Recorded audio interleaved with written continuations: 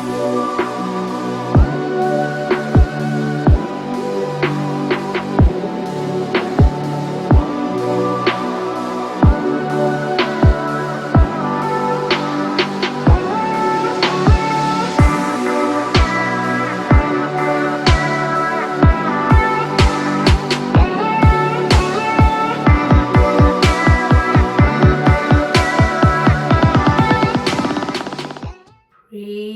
the Lord. जय मसीह की। Welcome to walking on water Wednesdays. मेरा नाम है अंजलि नाथ। आइए हम मिलकर परमेश्वर पर निर्भर होना सीखें। आज हम अपनी स्टडी को जो हम एस्तर की पुस्तक की कर रहे थे उसे कंटिन्यू करेंगे। आज हम चैप्टर 3 एस्तर का उसकी 3rd and 4th वर्स को देखेंगे। That talks about our identity in Christ. मसीह यीशु में हमारी पहचान। Charles Stanley says too many Christians have a commitment to convenience.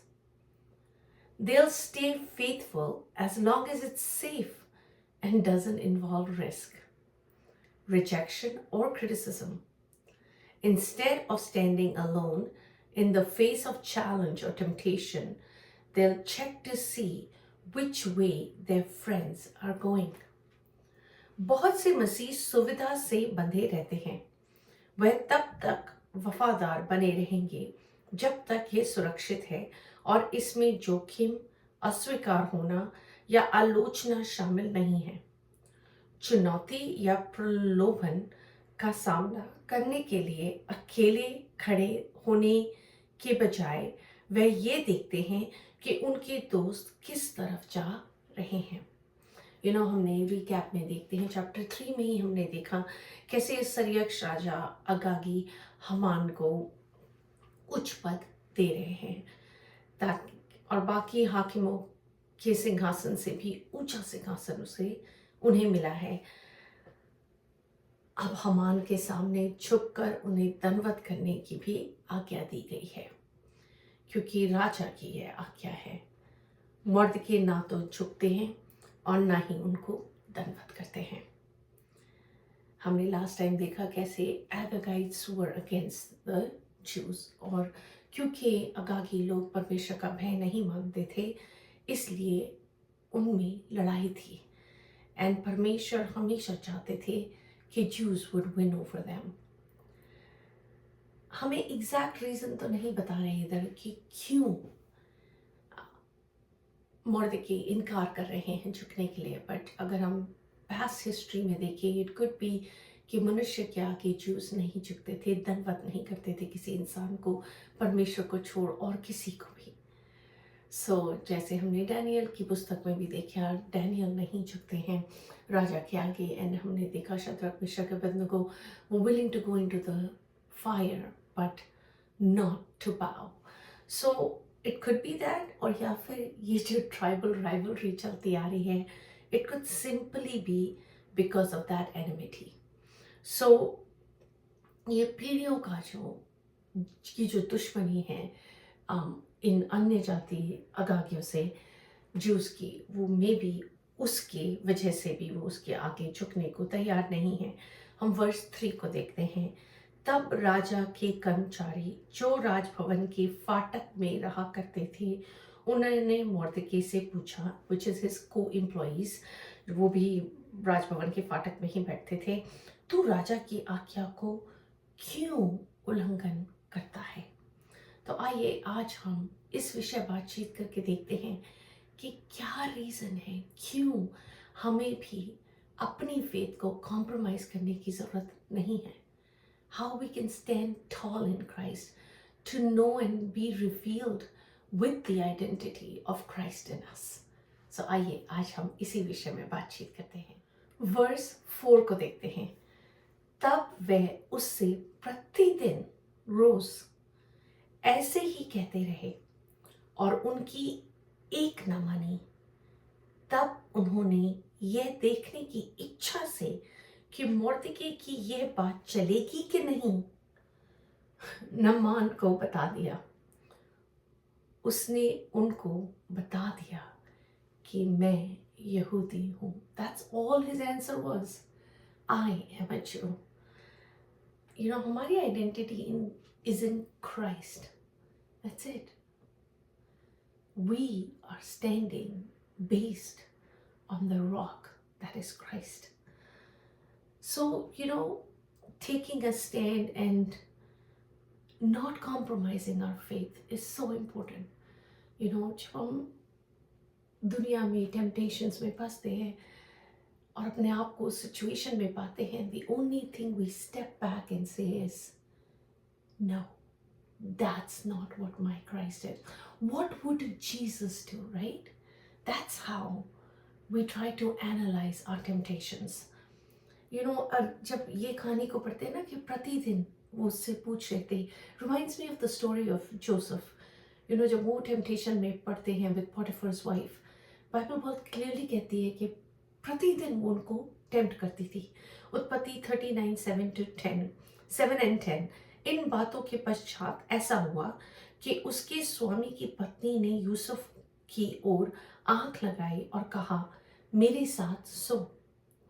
और ऐसा हुआ कि वह प्रतिदिन यूसुफ से बातें करती रही, पर उसने उसकी ना मानी कि उसके पास लेटे या उसके संग रहे. प्रतिदिन रोज वो यही टेम्पटेशन को मुर्दकी के पास ला रहे हैं. एंड मुर्दकी इज सेइंग, नहीं, मैं यहूदी हूँ, मैं हमान के आगे दंडवत नहीं करूँगा.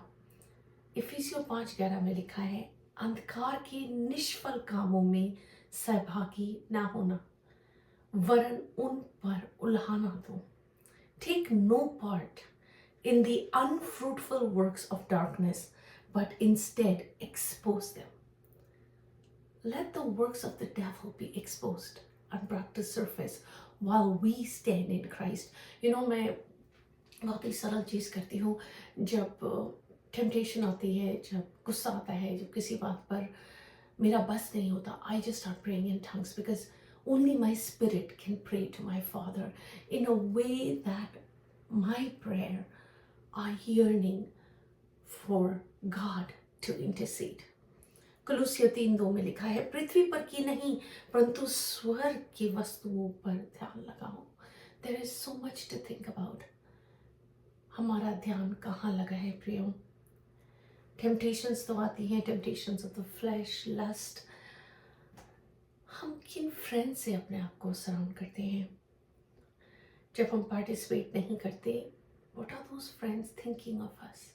Are they thinking better or worse of us? If they were Christian friends, if they understood you, they would actually be blessed by you saying no.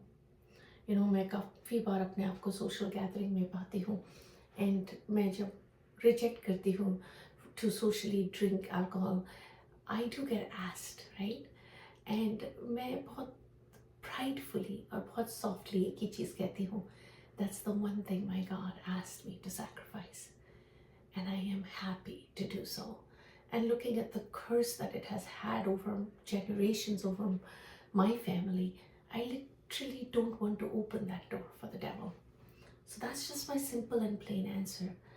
But at the same time, I so believe कि अगर परमेश्वर ने, and I'm not saying कि socially drink करना is wrong, absolutely not. What I'm saying is जो भी परमेश्वर हमसे बोल रहे हैं to stand firm in, we need to stand firm in that. Challenge की तरह देखते हैं 2 कुरिन्थियों 5:17. इसलिए यदि कोई मसीह में है तो वह नई सृष्टि है. We're made new. पुरानी बातें बीत गई, देखो सब बातें नई हो गई हैं. God is making everything new in 2025 for us.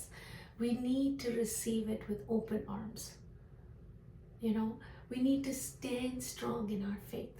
We need to believe कि परमेश्वर पिता ने मसीह में सब कुछ हमें दे दिया है. तमाम आशीषें हमारी हैं. हमें कन्फेस करना है, हमें डेविल से उन अपनी आशीषों को वापस लेना है. परमेश्वर के वचन को, जो भी आपकी सिचुएशन, अगर आप डर में हैं तो वर्सेस, अगर आप गूगल ही कर लें कि डर के लिए वर्सेस कौन सी है, तो आप उनको क्लेम करें and get it back, get your confidence back.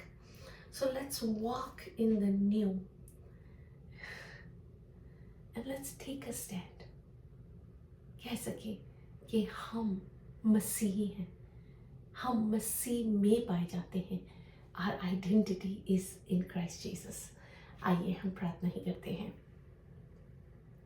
परमेश्वर, हम आपका धन्यवाद करते हैं। राजाओं के राजा, प्रभु के प्रभु परमेश्वर, हम धन्यवाद करते हैं। आप प्रभु हैं, आप राजा हैं। परमेश्वर, बीते हफ्ते आपने मुझे सिखाया कैसे आप सब कुछ नया कर रहे हैं, हमें एक नया फ्रीडम दे रहे हैं, कैसे हम एक नए रूप में यीशु मसीह को समझ पा रहे हैं, देख पा रहे हैं। प्रभु, हम धन्यवाद करते हैं। आप हमारे सब कुछ हैं प्रभु जी। आपके लहू में विजय है यीशु मसीह, और उसी विजय में हम जीना चाहते हैं। यही आशा है हमारी, यही प्रार्थना है हमारी। मदद करें पवित्र आत्मा परमेश्वर, मदद करें। हर चीज़ में, हर बात में तमाम आदर, महिमा, इज्जत और जलाल केवल और केवल आपको मिले। राजा यीशु के नाम में ही मांगती हूँ, सुन और दया से ग्रहण करें। आमीन। God bless you. Stay blessed. Stay safe.